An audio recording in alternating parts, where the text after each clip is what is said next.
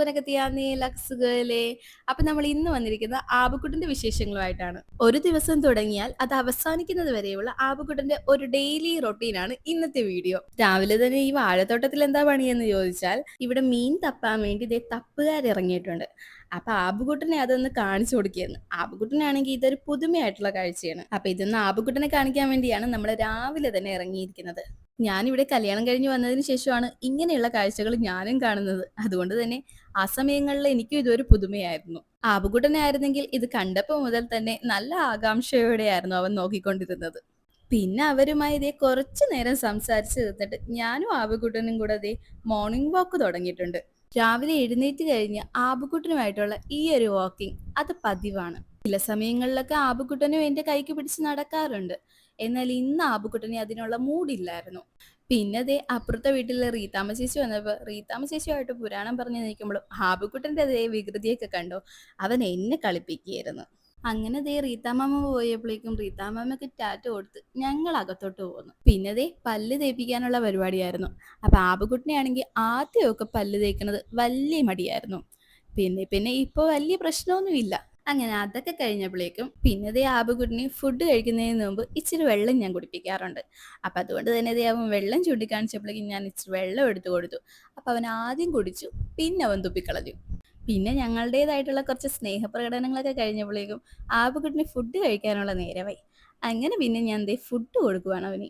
ആബുക്കുട്ടിന്റെ കാര്യത്തിൽ ഏറ്റവും വലിയ ടാസ്ക് എന്ന് പറയുന്നത് ഫുഡ് കൊടുക്കുകയാണ്. അതുകൊണ്ട് തന്നെ അത് വലിയൊരു പ്രോസസ്സാണ്. സോ അതിനൊരിച്ചിരി നേരം കൂടുതലെടുക്കും. അപ്പൊ അതൊക്കെ എങ്ങനെയൊക്കെയോ കംപ്ലീറ്റ് ആക്കിയതിന് ശേഷം ദേ ആബുക്കുട്ടിന് നെബുലൈസേഷൻ എടുക്കാൻ വേണ്ടി ഡോക്ടർ പറഞ്ഞിട്ടുണ്ടായിരുന്നേ. അപ്പതേ ഞാൻ അങ്ങനെ ആബുക്കുട്ടിന് നെബുലൈസേഷനൊക്കെ കൊടുക്കുവാണ്. ആബുക്കുട്ടൻ ആദ്യമൊക്കെ ഇങ്ങനെ അടങ്ങിയിരിക്കും. പിന്നെ പിന്നെ ആബുക്കുട്ടൻ ഭയങ്കര വയലന്റ് ആയിട്ടാണ് നെബുലൈസേഷൻ എടുക്കാനിരിക്കുന്നത്. ഈ നെബുലൈസേഷൻ എടുക്കുന്ന ഈ ഒരു മെഷീൻ ഞാൻ ദേ ഓൺലൈൻ വാങ്ങിയതാണ്. ഇത് നല്ല ഉപകാരപ്രദമാണേ. കുട്ടികളുള്ള വീട്ടിൽ ഇങ്ങനെയുള്ള ഒരു മെഷീൻ വാങ്ങി വെക്കുന്നത് എന്തുകൊണ്ടും നല്ലതാണ്. ഞാൻ ആബുക്കുട്ടിനെ കാണിക്കാൻ വേണ്ടി ഡോക്ടറിൻ്റെ അടുത്ത് ചെന്നപ്പോൾ ഡോക്ടറാണ് എന്നോട് പറഞ്ഞത് ഇങ്ങനെ ഒരു മെഷീൻ വാങ്ങി വെക്കുന്നത് എന്തുകൊണ്ടും നല്ലതാണ്. അങ്ങനെ തന്നെ വാങ്ങിയതാണ് ഈ ഒരു മെഷീൻ. പിന്നെ ഡോക്ടർ എടുത്തു പറഞ്ഞിട്ടുള്ള ഒരു കാര്യമാണ്, നമ്മൾ ഇതിനായിട്ട് ഉപയോഗിക്കുന്ന മരുന്നുകളില്ലേ, ആ മരുന്ന് ഇതുപോലെ ഒരു ഡെപ്പിയിലാക്കി ഫ്രിഡ്ജിൽ സൂക്ഷിക്കണമെന്ന്. അല്ലെങ്കിൽ ഇതിൽ ബാക്ടീരിയയൊക്കെ കയറാനുള്ള ചാൻസ് ഉണ്ടെന്ന്. അതുകൊണ്ട് തന്നെ ഞാനിത് ഫ്രിഡ്ജിൽ വെച്ചാണ് ഉപയോഗിക്കാറുള്ളത്. അങ്ങനെ ദേ നമ്മുടെ ആബുക്കുട്ടൻ്റെ കുളിയൊക്കെ കഴിഞ്ഞ് ഇവിടെ എത്തിയിട്ടുണ്ട്. ആബുക്കുട്ടിനെയാണെങ്കിൽ ഇങ്ങനെ മുടി ചീവി കൊടുക്കുന്നത് ഒത്തിരി ഇഷ്ടമാണേ. പിന്നെ ദേ ആബുക്കുട്ടൻ്റെ പ്ലേ ടൈമാണ്. അതുകൊണ്ട് തന്നെ ആബുക്കുട്ടൻ ദേ ജനലയിലൊക്കെ കയറി നല്ല കളിയില്ല. പിന്നെ ഞാൻ ദേ ഒരു പാട്ടിട്ട് കൊടുത്തപ്പോഴേക്കും ആബുക്കുട്ടൻ നല്ല ഡാൻസായി. പിന്നെ ദേ ആബുക്കുട്ടൻ ചെറുതായിട്ട് നടന്നു തുടങ്ങിയത് കാരണം തന്നെ അവൻ എഴുന്നേറ്റ് നടക്കാനുള്ള ശ്രമങ്ങളാ. അപ്പോൾ ദേ കളിയൊക്കെ കഴിഞ്ഞ് ആവക്കുട്ടൻ നല്ല ഉറക്കമായി. അപ്പം ഈ ഒരു ഗ്യാപ്പിൽ വേണം എനിക്ക് എൻ്റേതായ കാര്യങ്ങളൊക്കെ ചെയ്യാൻ വേണ്ടി.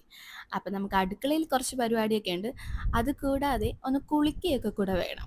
അപ്പം അതൊക്കെ കഴിഞ്ഞിട്ട് ഞാൻ വരാം. അങ്ങനെ ദേ ഉറക്കമൊക്കെ കഴിഞ്ഞ് ആബുക്കുട്ടൻ എഴുന്നേറ്റിട്ടുണ്ട്. അപ്പം ആബുക്കുട്ടൻ്റെ പപ്പ വിളിച്ചിട്ടുണ്ടായിരുന്നു. പിന്നെ ആബുക്കുട്ടൻ പപ്പയുടെ കൂടെയായിരുന്നു.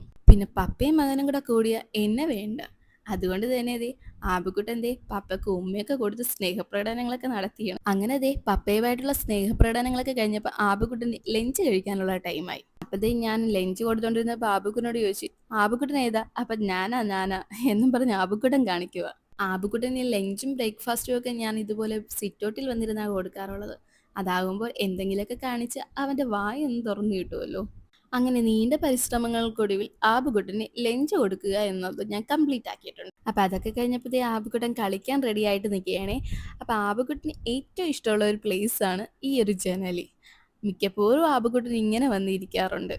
അങ്ങനത്തെ ആബുക്കുട്ടൻ്റെ കൂടെ കളിക്കാൻ ഞാനും കൂടെ കൂടിയിട്ടുണ്ട്. ആബുക്കുട്ടൻ ഞാനും കൂടെയാണ് കളിക്കാറുള്ളത്. ആബുക്കുട്ടനും ഞാനും ഒറ്റക്കാവുന്ന ടൈമുകളിൽ കൂടുതലും ഞങ്ങൾ ഈ പാവകളുമായിട്ടുള്ള കളികളായിരിക്കും. ആബുക്കുട്ടൻ പൊതുവെ ഉച്ച കഴിഞ്ഞ് ഉറങ്ങാറില്ല.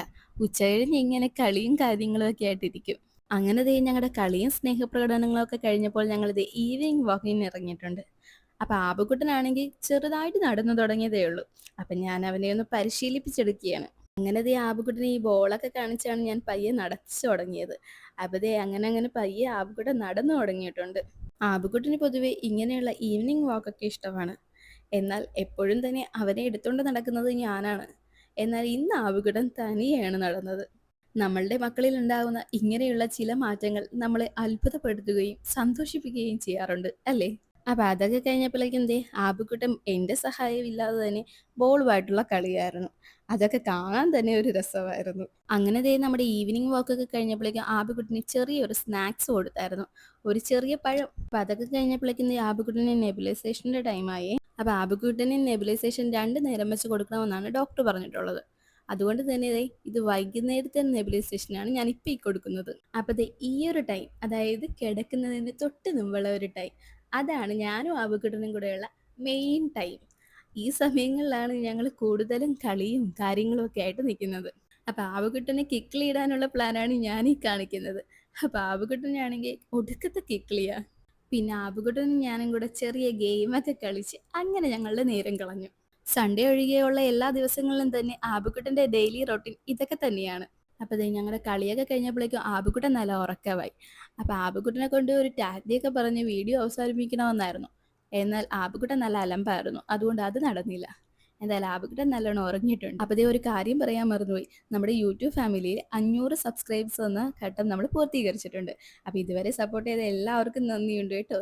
അപ്പോൾ വീഡിയോ ഇത്രയേ ഉള്ളൂ. വീഡിയോ ഇഷ്ടപ്പെട്ടെങ്കിൽ ലൈക്ക് ചെയ്യുക, കമൻറ്റ് ചെയ്യുക. ഇതുവരെ സബ്സ്ക്രൈബ് ചെയ്യാത്തവരുണ്ടെങ്കിൽ ഒന്ന് സബ്സ്ക്രൈബ് ചെയ്ത് സപ്പോർട്ട് ചെയ്യണേ. അപ്പോൾ എല്ലാവർക്കും ടാറ്റാ.